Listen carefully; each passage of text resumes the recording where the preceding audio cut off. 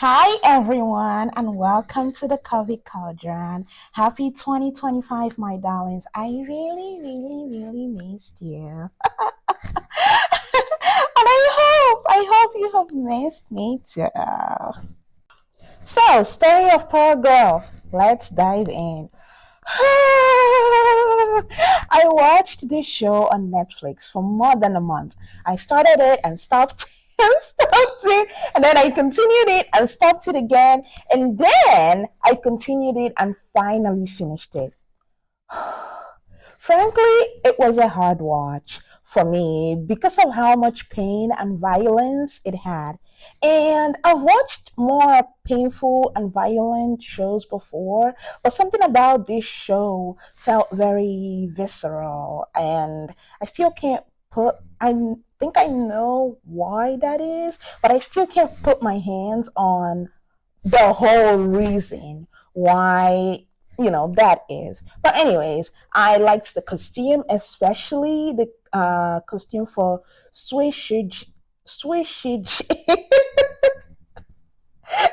Please pardon me, I am not Chinese, but I try my best. I liked her costume and I liked how it related to her character. So I also I liked that they did not show us Yang Zijin dying, but had the ending in an older, Duan Wu's voice, like an older, much older Duan Wu after 40 years of business, narrating, um, how the experience has been. Just a very short narration while her trade caravan was traveling through the desert. So that part I liked, but I did not like the way they presented the time lapse of the ending. It just felt very, 1 minute Duan Wu was giving a speech, and the next minute, like it just felt like very cut and paste, and not in a good way. That was how it felt. And another thing that I did not like is that some parts dragged on for too long, while other parts, like I said, the ending felt horrid. Another part that felt horrid was Cui Shijiu and Duan Wu becoming friends. Like, I understand they were softening towards each other, but they never showed us. Like, 1 minute they were softening towards each other, and the next minute they were sharing drinks like they were longtime friends. Like, they never showed us what led up to that moment was never presented, and that moment just felt so horrid, so a little bit fake. I really thought one of them was gonna poison each other.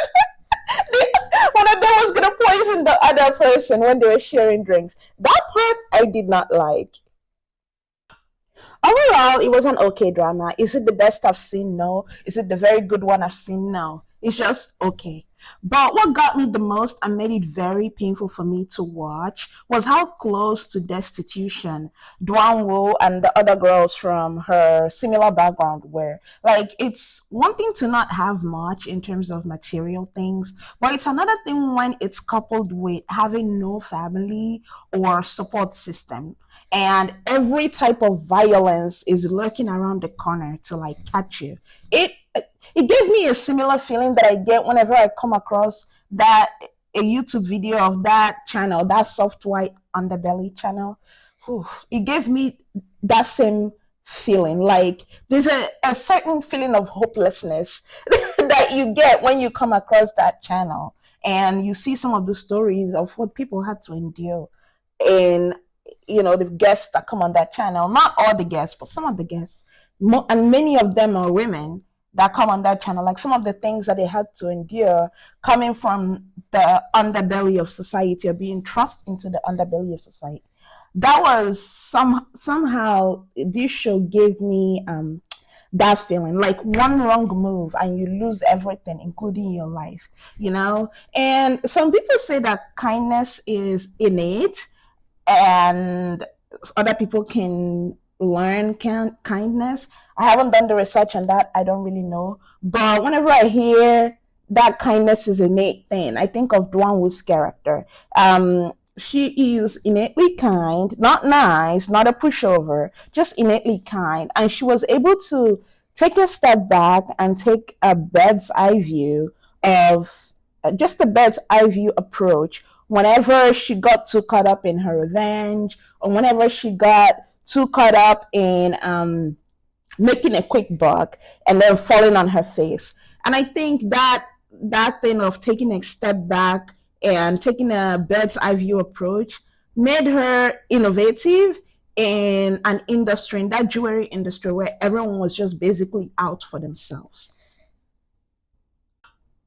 Duan Wu was also quick to course correct, and her mindset was way different than other pearl divers that were from the pearl farm, because she was a pearl diver, I think, for 9 years, and it was just a brutal experience at the pearl farm.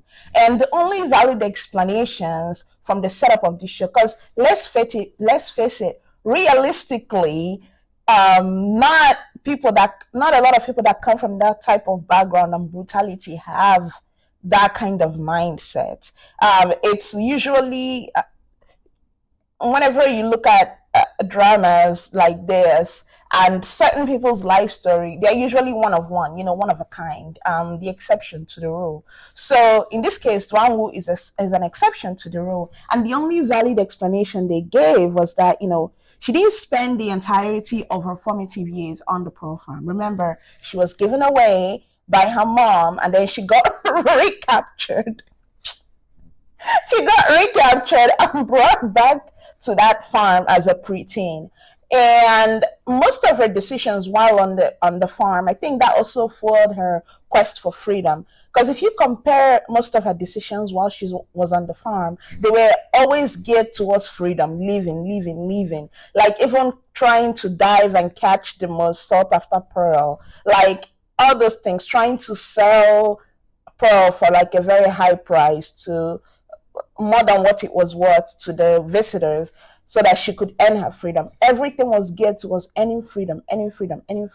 Whereas the other people that were born and bred there, like pearl slaves, they would keep them pregnant, get them pregnant, so that they would just birth like a permanent labor class for that farm. So whereas the other people, a lot of their motivation was just to have a little bit of a better life on the farm than the other pearl slaves. That was what their motivation was. It was really this crab in a barrel mentality. Like once you're trying to climb up, another person will like pull you down. And then the little benefits that they were fighting for was just to get a little bit of protection, a little bit of privilege on the farm. Another valid explanation about Duan Wu's character, her motivations, were the people that, at least the one I think of, is the people that are the people that influenced her. I think of, her birth mom. Even though her birth mom was brutal to her on the farm when she got recaptured back, in this very twisted effort to protect her, she was very brutal to her. She also taught her, how to balance the books, how to read. So compared to the other people, she got an education. She also learned a lot about business from Yan Zijing, who was her boss after she left the farm, and also became her lover later. I would also say that the influences that fleshed out her character as a person, and called for, or should I say the ones that called for the softer parts of herself, and helped balance that harshness, that harder, like doggedness that she has in her, where her relationships with Shrimp, like the little boy that she got to know on the pearl farm, who she later ran away with from there, and then they got on Yan Zijing's boat. There were also the other people that she met, the other workers that she met in Yan Zijing's boat. So they also helped flesh out her character. Like they made her tap into that softer side of herself. because you have to learning about friendships and relationships. Is if you come in there with like it's not gonna work. It's not gonna work. So they helped. I think that also helped her in that way. But I think one of the biggest influence for her was her friendship with Zhang Jiran, played by the actor Tang Xiao Tian. And also with Lady Pan, the lady that she tried to con, the lady that she tried to con. But I think Jan Jiran is very idealistic and by the book, and he's also like this high status boy from a good family who has never suffered. So a lot of his stuff is very ideal, very by the book, very let's follow the law, let's do this, let's do that.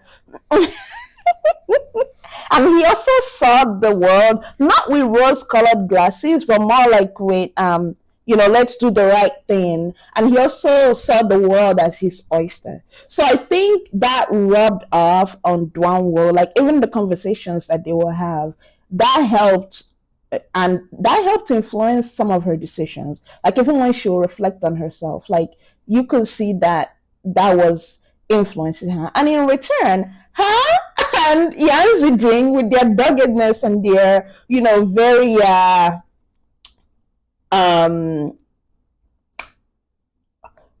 how do I say it? Like they're just all the skills and all the street smart, I'll say, that they learned from just the harsh life that they've lived.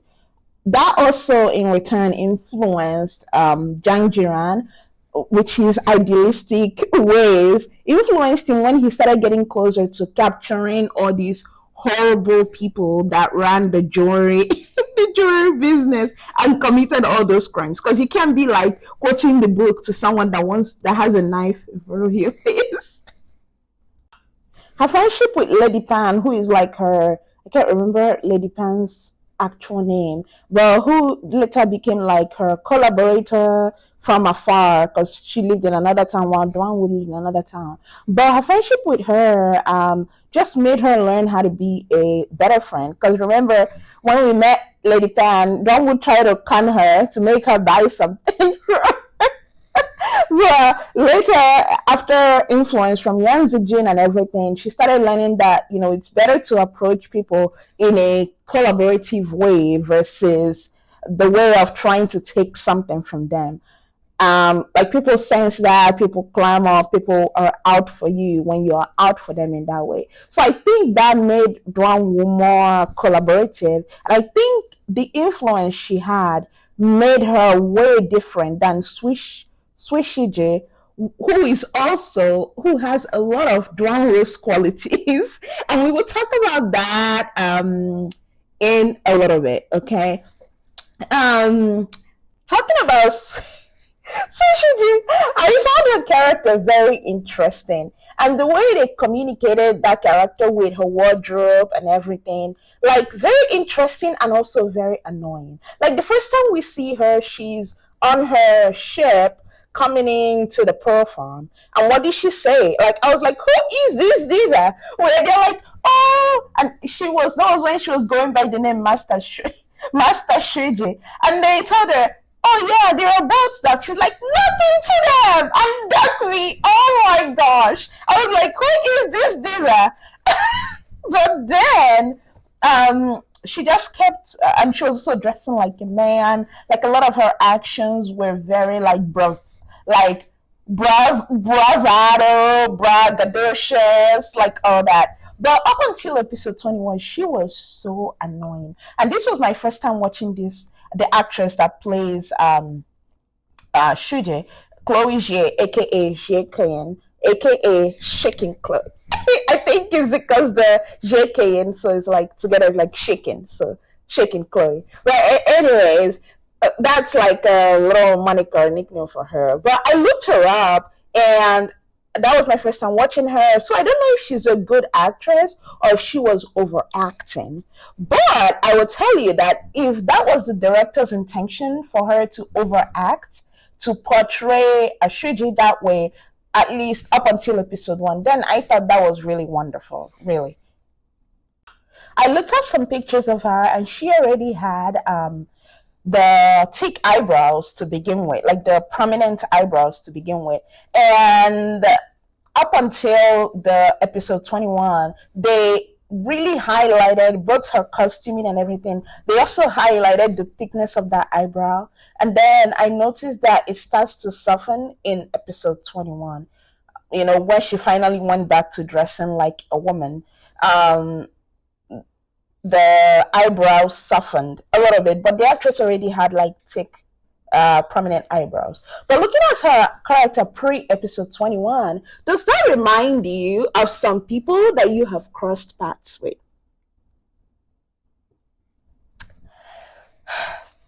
Okay, before we get into those people that you have crossed paths with, let's just talk about Sweet Shiji for a second.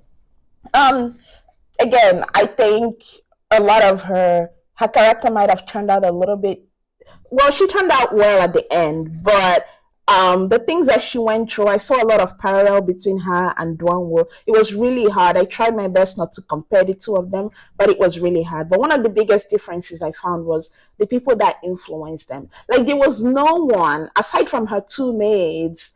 There was no other person that had that influence on her. Just not just the positive influence, but just the influence of, you know, trying to do trying to have more ownership, the kind of ownership and freedom that Duan was chasing. Because remember, even though she was the legitimate daughter, okay? But because she was a daughter, she wasn't ostracized, like chased out of the family, but emotional wise, like the things her brothers would get, all those things, like she was ostracized and looked down upon. And that also made her try and strive to like prove herself. And that just led her down many paths that she shouldn't have taken. And also, she was already on a moving train that was headed to somewhere. On the outside, it looked prestigious and everything, but like all the people that were gunning for them, Yanzi Jane and some other people that were gunning for that Sway family, and also the people that were in cahoots with weren't really allies. They were more like business partners, but not in an allyship way, because your business partners can be your allies, but not in an allyship way, more in a way of they had something on each other. If one of they were just able to like throw one person under the bus quickly, like that kind of relationship. So she never really got to experience positivity in business. It was always take, subdue, subdue, subdue. So a lot of, like, even though she was a quote unquote well-bred lady, she started dressing like a man and she started acting over the top, like over the top, more than even a man would act. And just so she could prove herself, so she could survive in that harsh, very harsh environment. And it was just so funny how, even though she was from a different background from Dawnwood, the way the fate of women were either tied to marriage or either prostitution or like being a nun or whatever in those days, like her options were very slim. Like even when her family fell from power, like no one stepped up, like because they didn't really have any like real allies. Number one, number two, like she just went back to the like her mentality wasn't like, okay, how do I start my own, or how do I pull myself back up. It was mainly like she went back to the regular programming of, because it was now survive first. So in a way you understand that, but she went back to the regular programming of, trying to be a concubine to that that Zheng Wu guy, who they later fell in love with each other. And their story was sad, but also has like moments of sweetness in it, I guess. But just seeing how that was her default, like even all these years of being in business, like it was just basically that sweet family sweet family that was sustaining her. Like without that, it just felt like she was nothing. Like she didn't have that thing of, okay, let me start, let me build myself up. No, it was more like she dedicated her life to the Sweet family. When the family fell, she also fell. Like, and also that Sweet family was one of the is one of the things when you see the fall of that family, at least, like when a society doesn't invest in women or treats women as less than, you better pray that your sons are top notch. And what happened to that Sweet family? Their sons were stupid and useless. Useless. They could not take care of the family. And then the daughter that stepped up to take care of the business, they were benefiting off of her, but they were also treating her like trash. You see? So, and another thing with Sui Shiji, like, she later finally came to a certain, realization and a certain point with herself where she finally had to look inward and like think of what her goals were and what she wanted for herself. Because even when she got with that Duan Wu guy, like it was still survival. It was still, oh God, gotta have my revenge. Like she was still in the thick of it. Like it wasn't even, okay, I want to have my revenge, but what's next after this? No, it was always like, so I'm very, even though I don't like what led to it, I like that finally at the end, she finally chose to live for herself, and she finally, came to the realization that, she could stand on her feet without any attachments like the Sui name or the Jang name or whatever. So that I was happy. But let's go back to what we were talking about before. So remember, I asked you, does Sui Shiji's character remind you of anybody you know? Some female supervisors, maybe even yourself, when you were trying to prove that you were one of the boys and then you quickly found out that you were not one of the boys.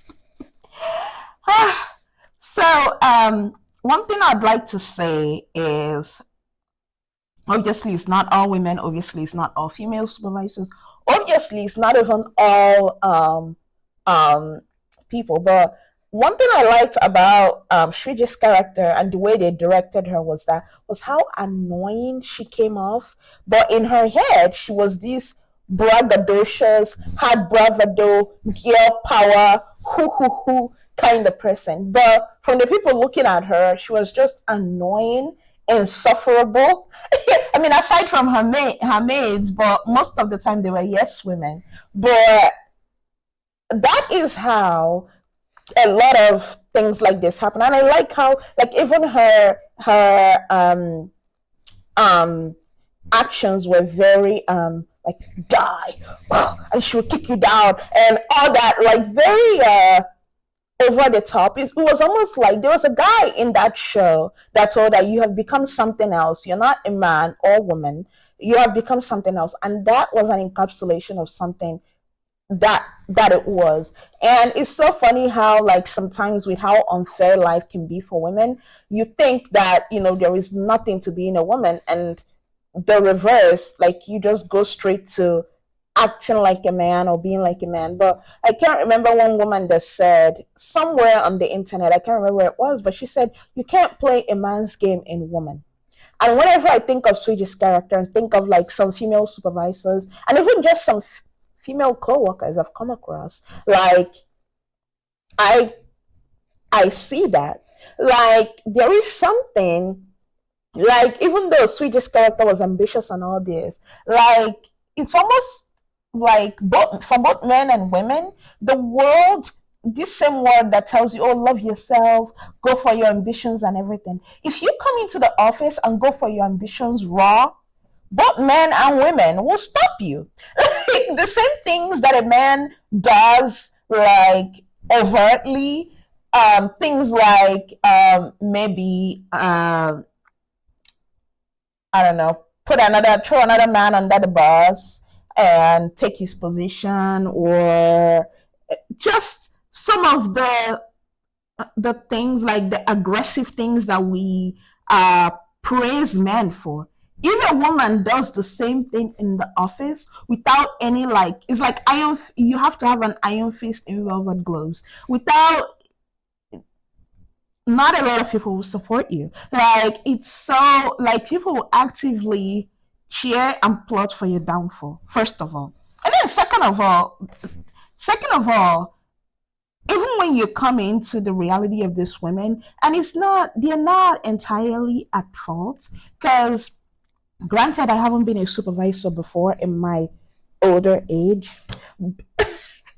Like, in this current age, I haven't been a supervisor before, but I went to a military school, and when I was in that school for 3 years of senior school, I was a house captain, and one of the things, it was an environment where violence was encouraged, like, to keep people in line. And there are people that will actively try you, like, to try you to, like, poke at you, like, oh, she ain't shit. We will bring her down. She didn't get this position because, and the funny thing is that a lot of, yeah, men would try you too, but a lot of the people that would do that to you are women, fellow women, would do that to you, or fellow girls, should I say, in that case. But a lot of violence was encouraged, and it was just thing like, a lot of people would do this thing where they will pick out the most belligerent person in the group, make an example of that person, and it works like charm. Everyone else will fall in line. No one wants to be doing that to other people, but it's something that men are praised for. And if you're a woman in the office and you do that same thing to other people are out for your neck. People are out for your neck. Not just that, but as a female supervisor, I understand it where it's like you're sometimes you look at a man that is in power and you look at the what power looks like, at least from the outside. You think, the firing somebody on the spot or yelling at somebody, like some men do and get away with, is something that some men do in the office and get away with. It's something that you can do and get away with, or at least you think outwardly, just seeing that is what is getting them the success they have in the office. You don't know if maybe they've had a conversation with that person in private before yelling at them. You don't know. But looking at the outward power, the outward display of power or whatever, sometimes you think that, okay, if I just follow what that dominant outward display of power looks like, that these people are using to get results. And I don't mean things like discipline, structure. No, women should and will have that. No, that's not what I mean. But I mean, like, just overly braggadocious. Unless that's your personality, then go for it. Overly braggadocious, having this false bravado, like getting in people's faces. Like some female supervisors are hell to be around. Like, you think in your head, you're like, oh, I crushed this, but other people just see you as annoying and a terror to work with. Well, first of all, there's that, and then there's also this thing of, coming from a woman, people don't want to see it. There's that too. But looking at Sweetie's character, I'm just like, oh my goodness, like, even the forcefulness, even the, like, it was just like the caricature of a man in power that she was putting, like a little girl wearing big suits. That was how she was trying to. And also, if you look at the people that surrounded her, the people that she was trying to imitate were just the criminals that ran that jewelry industry, because that was their own show of power, like subduing, like destroying, like plunging into people, putting people into misery. Like, that was their thing. Like, one of the times that she actually did something was when she came to that city that one branch of her family used to run, and she saw those people in destitution, and she was like, we are doing business here. We need to also make sure that the people here reflect that they are living, they might not be living in mansions, but they are living well. They are not begging and being sent to mines and all that. So that was that. But a lot of her actions were just, until she finally got a hold of herself, reminded me of that. And also, I've been on the two ends of this. While I haven't been a supervisor, I've been in a leadership role as a teenager.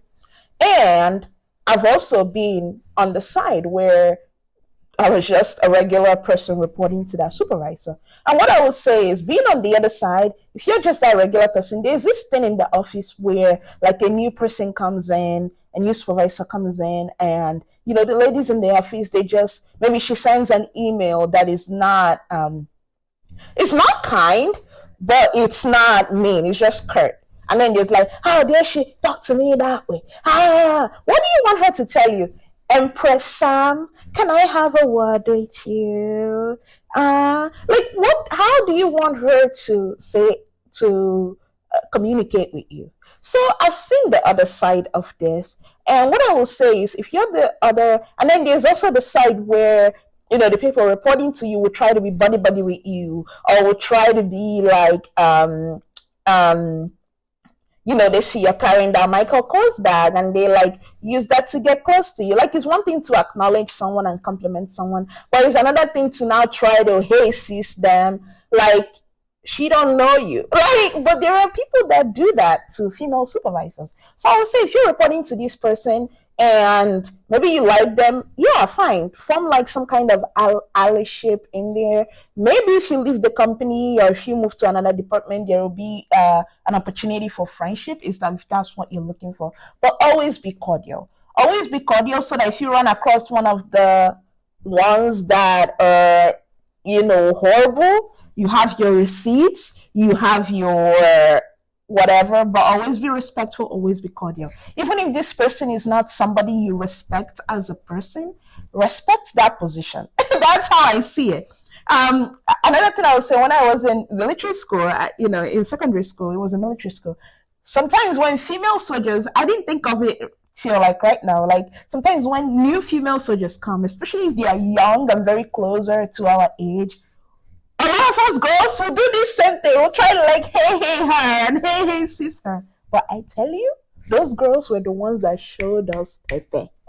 They were the ones that gave us the worst punishments. They were the ones that, like came, you come and tell them about your boy problems or whatever it was. And then if you say something there that is incriminating, because if you think about it now, it's their job on the line. You're just a student. If you say something there that's incriminating, they will shove you under the bus. They will punish you and then also shove you under the bus. So this kind of hey sis kind of nonsense, no, check it at the door. Like, if she's wearing that carrier bracelet that you're wearing or whatever, don't try to hey sis her or whatever. You can compliment her, you can be respectful and cordial, but don't try to like, hey sis, buddy her. It's just, I don't know what to tell you. But anyways, this is my review of the Pearl Girl, and a story of a Pearl Girl, and I have another episode coming up, and please, it's an offshoot of this episode. Make sure you watch it. Mwah, mwah, mwah. Happy 2025, my darlings. I really, really missed you.